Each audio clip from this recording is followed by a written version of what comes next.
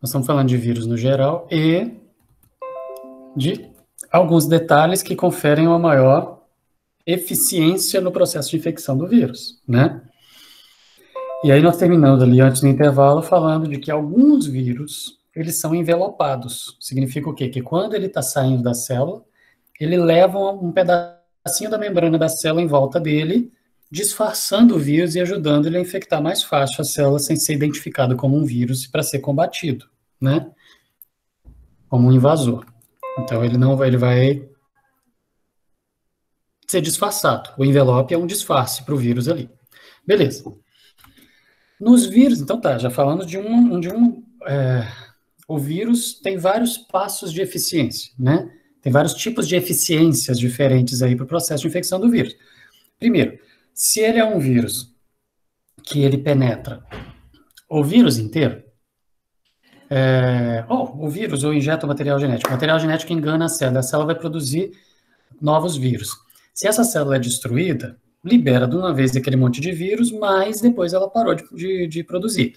Vírus mais eficientes, eles vão fazer com que a célula brote, secrete os vírus. Eles vão sendo fabricados e a célula não vai ser destruída, então ela vai continuar sempre fabricando. Então isso já é uma característica de eficiência do vírus, certo? Aí eu falei de vírus envelopado, ou seja, uma outra vantagem de um vírus que permite que ele seja eficiente, uma outra vantagem dele, que é o quê? Quando ele vai sair, além de não estar destruindo a célula, ele sai carregando um pedacinho da membrana como um disfarce em volta dele, ele vai ser mais eficiente para infectar, ou seja, uma outra vantagem. E aí eu completei falando, SARS-CoV-2, o vírus da Covid-19, o que a gente está lidando com ele na pandemia, ele não destrói a célula. Além de não destruir a célula, ele é envelopado. Ele é eficiente, mais eficiente para poder infectar. Beleza. Então, duas vantagens desse bichinho aí, ok? Desse ente aí.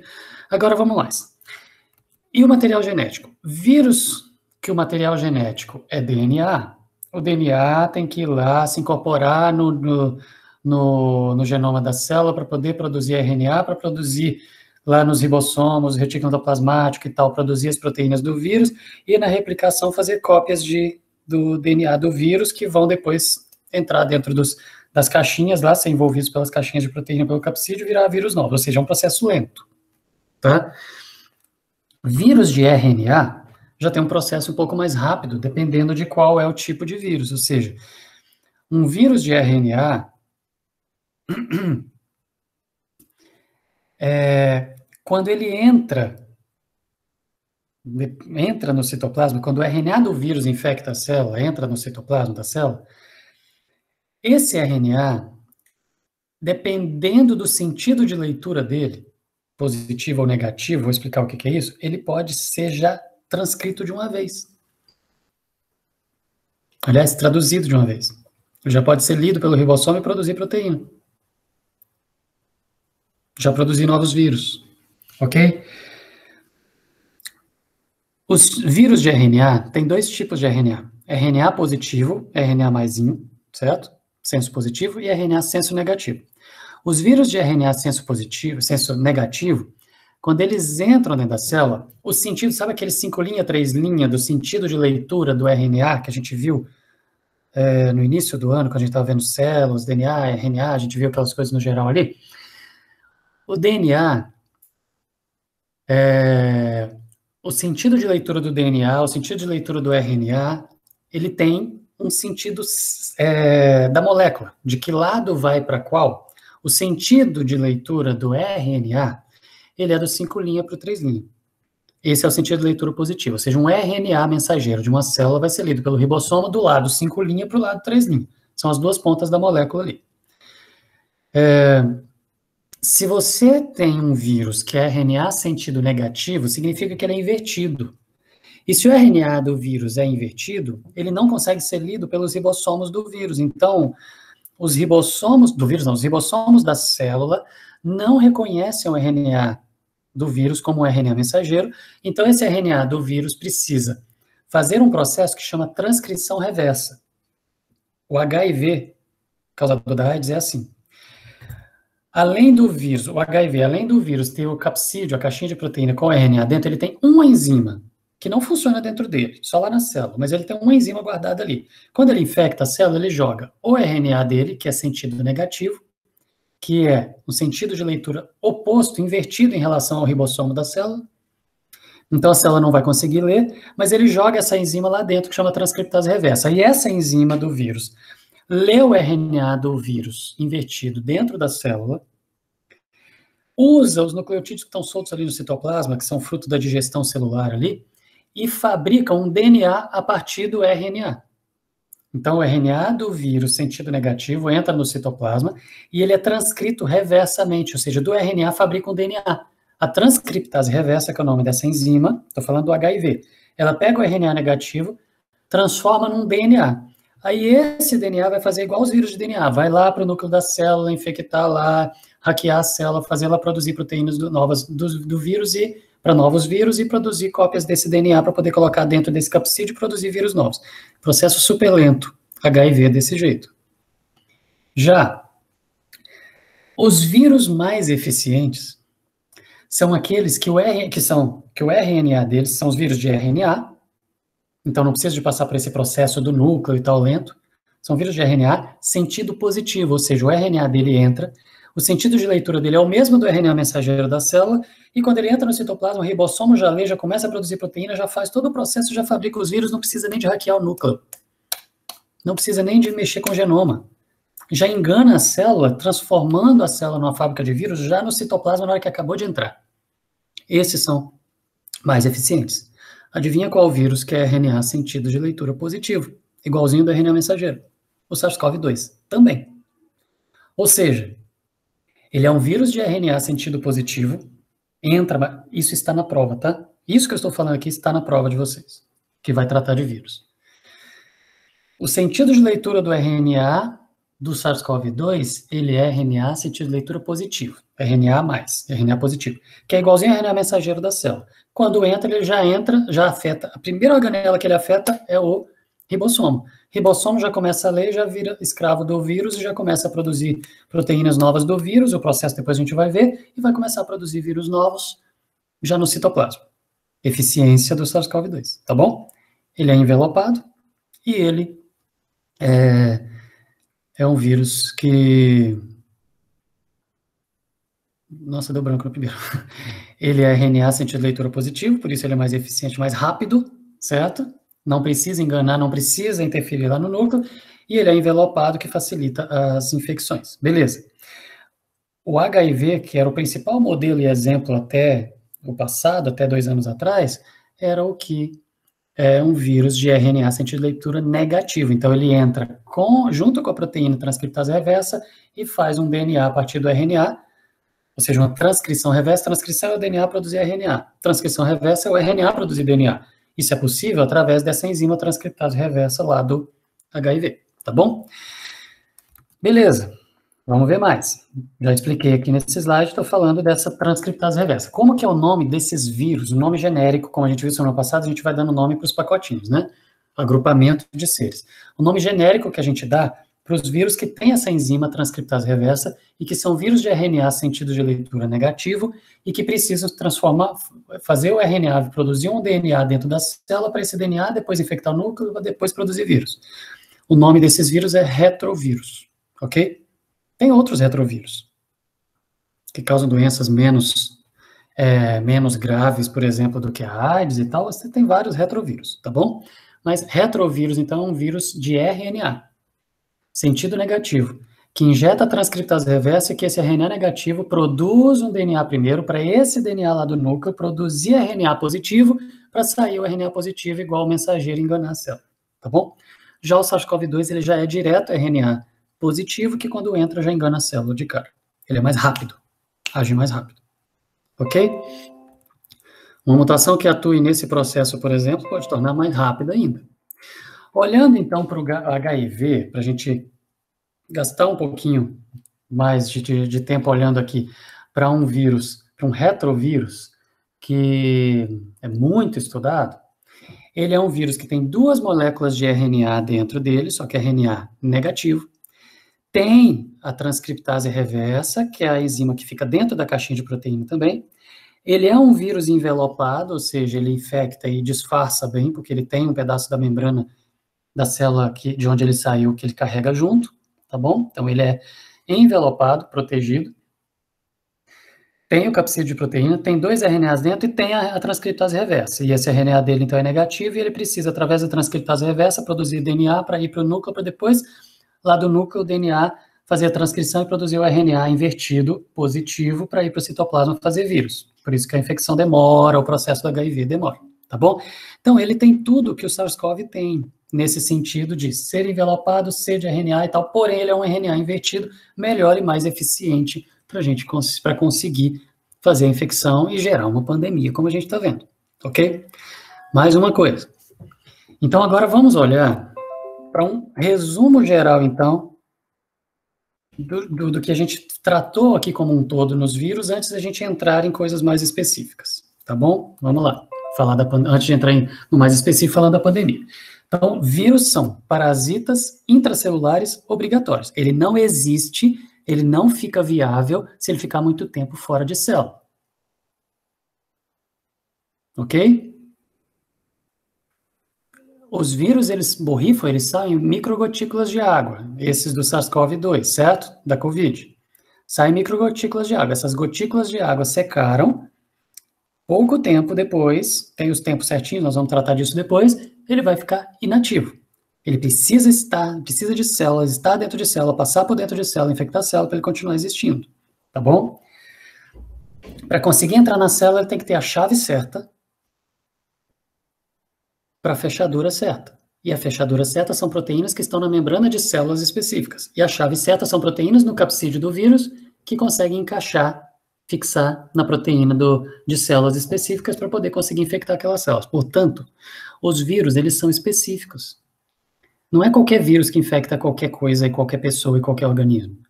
O vírus certo infecta a célula certa, eles são específicos. Tem que ter a proteína certa que sirva de chave para a fechadura certa na membrana da célula que ele vai infectar. Ok? Voltando a fazer referência para o SARS-CoV-2, ele tem uma proteína que essas variantes novas que foram surgindo melhorou até a eficiência dessa proteína como chave, que era como se ela fosse uma chave que enroscava antes e agora é uma chave que entra e abre fácil. Ok? As variantes melhoraram justamente esse processo chave-fechadura de proteína do vírus com proteína da membrana da célula que ele vai infectar.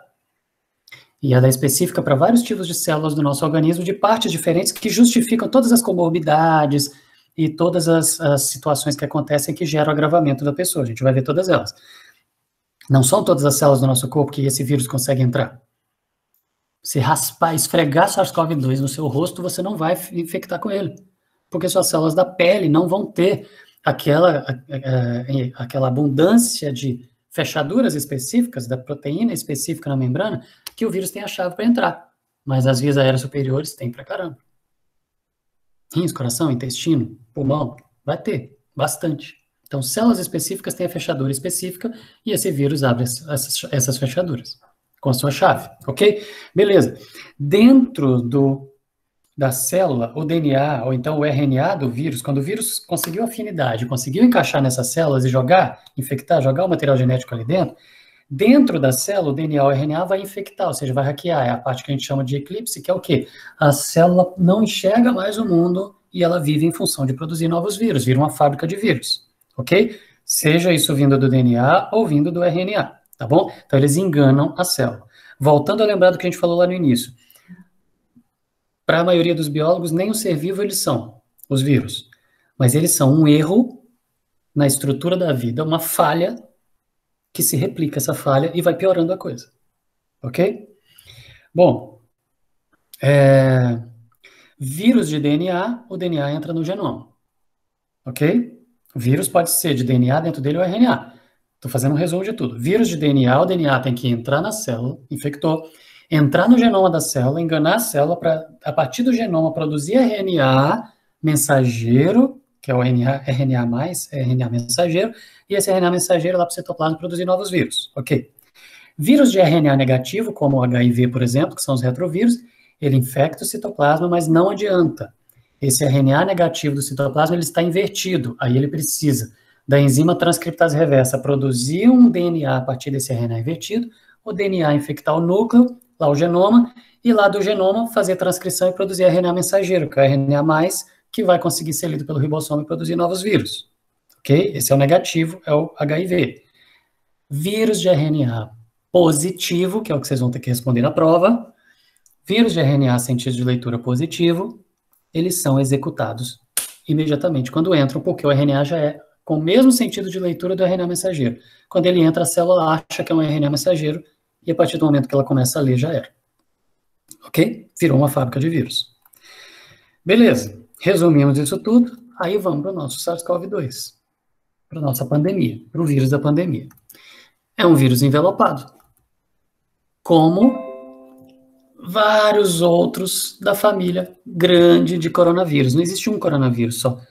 Existem trocentos coronavírus. É uma família gigantesca de vírus envelopados. São mais eficientes para infectar. De cara, eles já são, porque eles têm um envelope. Eles guardam aquele pedacinho da membrana junto, que disfarça melhor o vírus na hora dele infectar. A primeira coisa é essa. Segundo, eles são vírus de fita simples de RNA, sentido de leitura positivo. Ou seja, o RNA deles é igualzinho do RNA mensageiro. Entra na célula, a célula nem percebe que ela foi zumbizada, hackeada, escravizada, e ela está lá trabalhando para o vírus. Na hora que entra, já começa. Ok? Bom, como esse vírus chegou até a gente? É uma arma biológica. Os chineses estão querendo acabar com o mundo.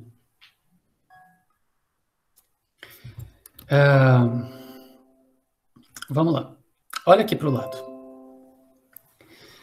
Isso aqui não são todos. Isso aqui são os vários coronavírus já sequenciados, ou seja, que já analisaram o material genético, já conhecem o material genético deles, já foram batizados, estudados e tal. Tá bom? Tem trocentos coronavírus diferentes, mas lembra que eu falei que um vírus ele não é genérico para tudo? Ele é específico para células específicas porque ele tem a chave certa para fechaduras certas de células específicas. Então, nós olhando para esse slide, olhando aqui, a gente está vendo vários tipos de coronavírus diferentes que infectam organismos diferentes. São vírus de animais diferentes, de espécies diferentes, e vários vírus diferentes que infectam só aquelas espécies diferentes, ok? Estudando esse SARS-CoV-2, quando começou a pandemia, e jogando isso em banco de dados com sequenciamento de outros coronavírus diferentes, desde o início se encontrou uma semelhança muito grande com um dos Bat-Covs. O que é Bat-Cov? Bat não é do morcego, não é do Batman, ok? Bat-Cov é um coronavírus que infecta morcego. Tem vários. Olha aqui, ó. Olha aqui em cima, vários Bat-Covs aqui. Tem trocentos Bat-Covs. Um dos Bat-Covs específicos já estudados e sequenciados, e que já tinha a sequência dele no banco de dados, era 96% idêntico ao SARS-CoV-2 que está provocando essa pandemia nossa aqui. Isso é uma semelhança muito grande, gente. Mas também tem um outro coronavírus. Olha só, esse Bat-Cov, esse RAT G3 aqui, G13 aqui, que é o que é 96% igual ao SARS-CoV-2, que é o vírus da nossa pandemia, é um outro coronavírus que não infecta humano. O Bat-Cov não infecta humano, tá? O SARS-CoV, que é esse aqui, infecta humano. Só que ele é 96% igual. Geneticamente, todos os códons que a gente estudou ali, todos os códons de proteínas dele ali, na mesma ordem, na mesma sequência, tudo igualzinho, ele é 96% idêntico ao Bat-Cov, e esse específico aqui lá de morcego. Tá bom? Então, por isso a primeira desconfiança lá do início de que ele deve ter vindo do morcego. Só que aí, estudando, viram que ele tem uma semelhança, 91,02%, idêntico a um outro SARS-CoV, a um outro coronavírus, que é o Pangolin-CoV, que ele infecta o pangolim, que é esse tipo tatuzinho bola aí que tem lá na China, ok? Então, ele tem uma semelhança muito grande. com um coronavírus que infecta pangolim, com um coronavírus que muito grande, extremamente grande, a semelhança com o coronavírus que infecta morcego, e olha só, o SARS-CoV-1, que infectou a humanidade alguns anos atrás, começou a espalhar como epidemia, mas não virou pandemia, e depois a gente vai entender por que não virou, mas não virou pandemia lá atrás, ele tem 79% de semelhança. Considerando o tamanho do material genético deles, isso é bastante. Mas daí já surgiu uma teoria, que agora mais recentemente já ficou bem mais forte, ok? De que a história desse vírus, até chegar na gente, depois eu vou falar sobre a história de arma biológica, tá? Eu tô falando primeiro um lado, depois eu vou falar o outro. Eu sei que isso aqui é polêmico, mas eu vou falar primeiro um lado, depois eu falo o outro. A história desse vírus, do ponto de vista evolutivo, ela provavelmente foi da seguinte maneira. Existiu um SARS-CoV, ou seja, algum vírus que sofreu uma mutação na sua proteína-chave que fez com que ele abrisse fechaduras específicas dos seres humanos lá atrás, lá no passado, e que infectaram humanos. E esse coronavírus que infectava o humano, que não fazia tanto mal assim, não era tão problemático e tal, ele infectou, em algum momento sofreu mutação e ele foi para um animal, ok? E esse do animal, ele sofreu alguma mutação e foi para outro animal. E desse outro animal sofreu mutação e veio para a gente. Ou seja, provavelmente, o mais provável, tem algumas hipóteses fortes, 3 fortes, mas a mais provável delas é que, o quê? No passado, esse vírus veio do humano pro morcego, ok? Foi do humano pro morcego. O morcego pegou da gente. Só que na gente ele não fazia muito mal. Gerava uma gripezinha. Essa frase é difícil. Ela gera discussão. O humano infectou o morcego. O morcego pegou essa infecção. A partir do momento que o vírus infectou células do morcego, ele é de morcego. Porque ele tem a proteína certa que infecta as células específicas que tem a fechadura certa lá no morcego. Ok? Isso no passado, tá?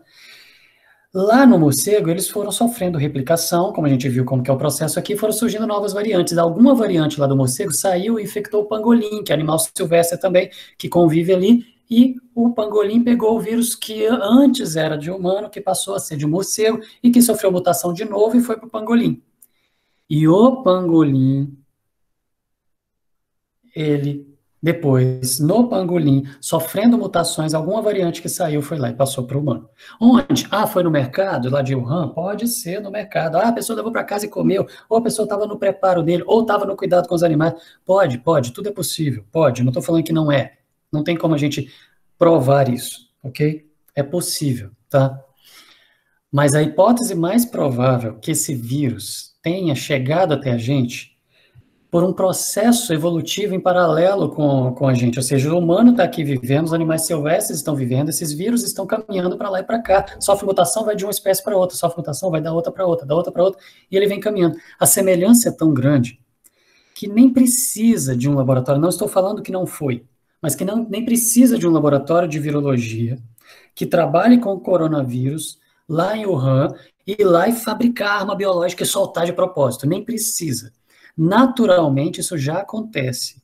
Então, o que eu estou falando é, olhando friamente, é mais provável que esse vírus que está provocando essa pandemia agora tenha caminhado entre humanos e animais silvestres ao longo de muito tempo, sofrendo mutação de um indo para o outro, do outro sofre mutação e vem para cá, aqui sofre mutação e vai para lá, e eles estão intercambiando entre espécies, fez um caminho até chegar aqui, e cada vez que vão gerando novas variantes, ele vai ficando mais eficiente, mais eficiente, mais eficiente, e chegou aqui com esse pacote de eficiências que a gente está vendo, e que gerou a pandemia que está gerando, e o caos que está gerando. Bom, eu estou falando isso, então eu estou falando que não foi arma biológica, que é impossível. Vocês estão vendo na imprensa aí que os governos, até agora o não sei se foi G7, G20, quem que foi, que grupo de governantes aí pediu, exigindo que se investigue melhor essa questão de arma biológica. É possível que seja arma biológica? Gente, tecnologia para montar, selecionar, escolher o vírus certo, a variante certa, pegar as características, agrupar e colocar no pacote, tem. Tecnologia tem. Mas o que eu estou falando é o seguinte, nem precisa disso. Ok? Se algum dia chegarem a comprovar que foi de propósito, É porque tinha tecnologia para isso. Mas não precisa. Naturalmente, isso já está acontecendo. Naturalmente, a gente tem essas mutações acontecendo de uma espécie para outra. Isso já acontece. Lá, o mercado de Wuhan, então, foi terrível aquilo ali, porque aquilo ali está espalhando vírus para o mundo inteiro, que absurdo e tal. O Brasil é um outro fabricante de variantes de vírus, gente, não só de coronavírus. Nós temos seres humanos vivendo em proximidade de florestas, próximo de animais silvestres. E essas mutações de vírus para lá e para cá estão acontecendo aqui também. Então, do mesmo jeito que aconteceu uma pandemia começando lá, pode uma pandemia nova começar daqui, lá do Amazonas, por exemplo. Ok? De um animal silvestre para humano, e boa. Começou uma pandemia nova, de outra coisa. Eu estou falando que a China não provocou isso? Não, não estou falando. Eu estou falando assim, existe tecnologia para, mas não precisa, porque é mais provável que isso tenha vindo mesmo de coevolução, ok? Dessas mutações que vão acontecendo e fazendo, muda um pouquinho e vira. A gente vai falar um pouquinho mais sobre as mutações, como que são. Mas muda um pouquinho e faz ele ir de um para o outro, de uma espécie para o outro, para outra, tá bom? É mais provável que seja. Ah, mas e se foi um vírus que escapou de laboratório? Pode ser de propósito, pode não ser. Aí poderia até fazer mais sentido do que a história da arma biológica, ou seja, um laboratório que tem vírus, cepas diferentes, tipos, variantes diferentes que vão coletando dos animais silvestres, vão coletando de humanos, para poder ir estudando aquilo tudo e tinha aquela linhagem, que a linhagem escapou. Faria mais sentido até do que a ideia da arma biológica que está estragando o mundo, entenderam? Não estou falando que é possível, porque existe tecnologia para, mas não é provável, porque naturalmente isso já estava acontecendo. Tá bom? Bom, esses saltos entre espécies que eu citei aqui, esses saltos que vêm aí de um animal para o humano, isso já acontece há muito tempo, como eu falei, certo? Em 2002 a gente teve o SARS-CoV-1, o primeiro, o SARS, ok? E o SARS é de Síndrome Respiratória Aguda Grave, a abreviação do que ele provoca, tá? O nome dele lá. Esse SARS-CoV-1, ele veio de um carnívoro lá do Sudeste Asiático e ele atingiu 29 países. Isso não ficou tão contido. Só que não virou pandemia. Daqui a pouco já vai entender por quê. Ele não espalhou pra caramba. Mas por quê? Foi até 29 países e acabou. O nome disso é que foi uma epidemia autolimitada. Ela se espalhou, mas parou e não continuou. Isso em 2002, ok? Ela infectou mais de 8 mil pessoas. Isso significa o que 8 mil pessoas? Que foram testados, porque aqueles que não foram testados não estão contados aqui. E 800 pessoas morreram no mundo. Tá, 800 de 8 mil, nossa, é um percentual altíssimo. Só que 800 que a gente está falando aqui são os que foram feitos testes e detectaram esse SARS-CoV-1. 8 mil pessoas são os que foram testados e detectaram o SARS-CoV-1. Essa estatística não está certa, porque não foi um caso onde fizeram um esforço absurdo de testar todo mundo e conseguir descobrir quantos de fato são. Então, a gente não tem a estatística verdadeira aí, tá bom? Bom, em 2012, lembra que eu falei que as coisas já estavam acontecendo? Não precisa de uma teoria da conspiração de criar uma arma biológica para soltar e tal. Isso já estava acontecendo, gente. Na história já está vindo, tá? Em 2012, o MERS-CoV, lá que começou na Arábia Saudita, nem foi na China, que provocava a síndrome respiratória do Oriente Médio, se espalhou na Europa, África e Estados Unidos, nem chegou lá na China. Ok? A taxa de mortalidade desse MERS-CoV, que era um outro coronavírus, mas muito parecido, lembra? Que começou na Arábia Saudita. A taxa de mortalidade era entre 30% e 40% dos testados. Com certeza era muito menos, mas dos testados foi uma mortalidade altíssima. Infectou 2.500 pessoas e sumiu, parou. Por que a gente vai ver depois. Ok? Por que não virou pandemia? Tem motivo. Tem motivo técnico, claro, explicado para isso. Ok? Esses saltos estão acontecendo, gente. Esses três que eu estou falando são o nosso SARS-CoV-1, o MERS-CoV e o SARS-CoV-2, são os três que a gente estudou mais nos últimos anos. Isso acontece o tempo todo.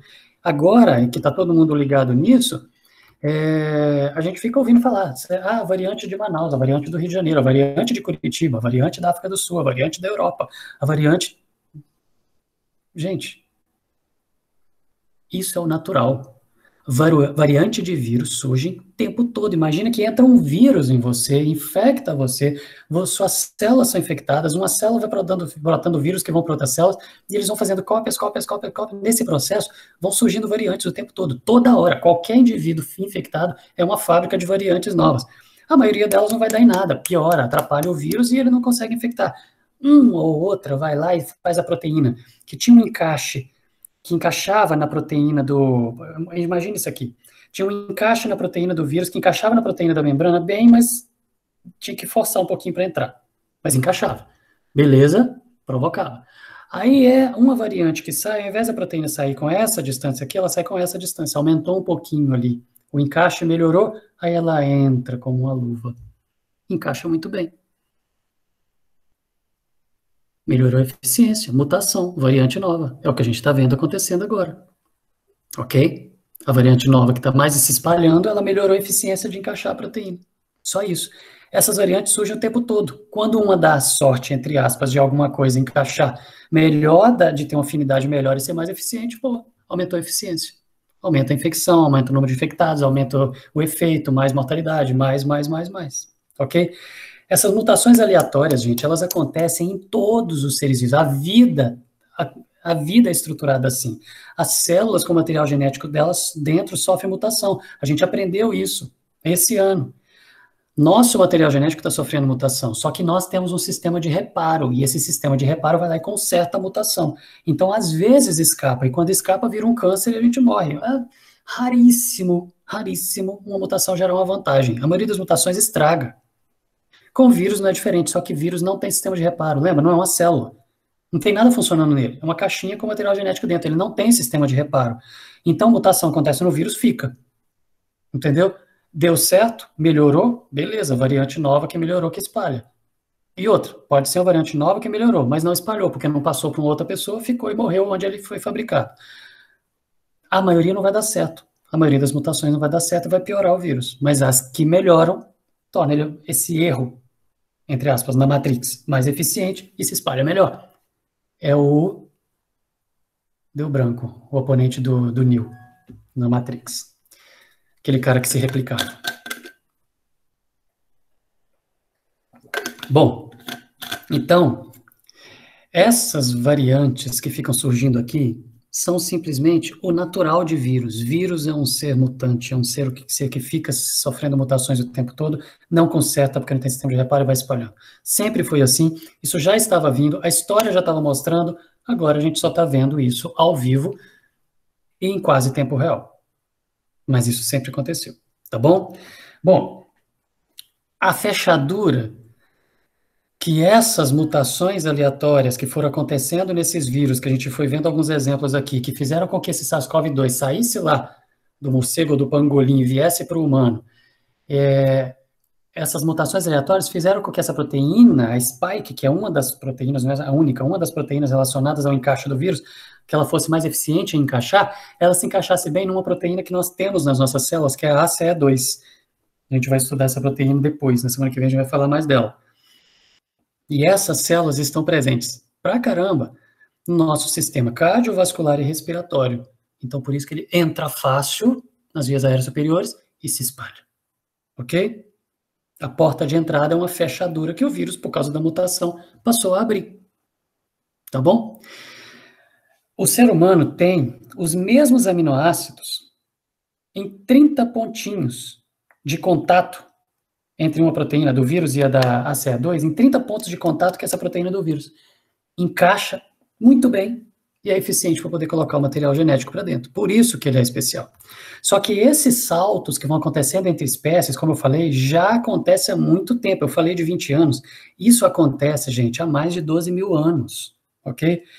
Há mais de 12 mil anos, desde que o homem começou a domesticar animais e plantas e fazer e cultivar, a agricultura estava ali, desde a chamada Revolução Neolítica ou Agrícola ali, que o homem estava convivendo mais de perto com o agro e com plantação e com animais silvestres, esses saltos começaram a acontecer.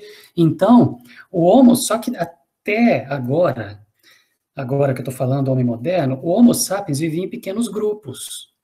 Então, quando um animal silvestre, um vírus que atacava um animal silvestre, sofreu mutação e passava para um humano, aquele humano pegava, espalhava para a família dele, para a população dele, morria aquela comunidade inteira e pronto, acabou. Não tinha contato com o resto do mundo e não virava uma pandemia.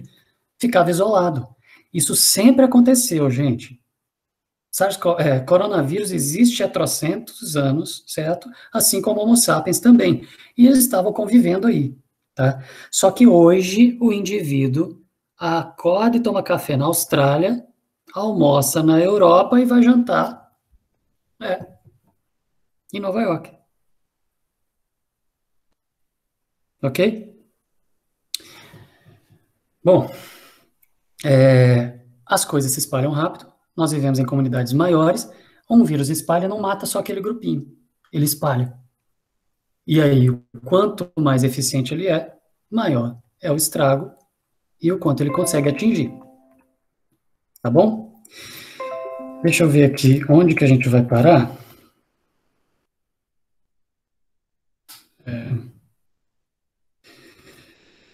Gente, eu vou ter que parar aqui, porque essa próxima parte é uma virada de página. A gente vai estudar mais agora sobre a proteína que encaixa a chave fechadura que a gente falou ali, como que acontece dentro da célula, a gente vai ver as organelas aqui e tal, e a biologia do vírus. Então a gente vai ter que parar aqui. Perguntas?